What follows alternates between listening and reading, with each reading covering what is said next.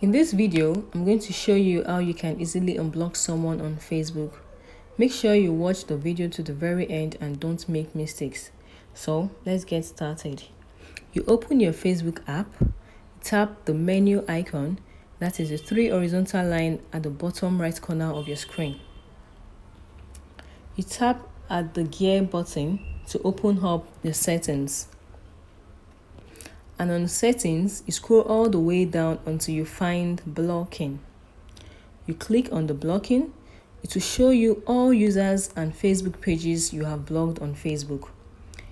This is where you can unblock them. All you have to do is to tap the right here at the unblock button next to the username.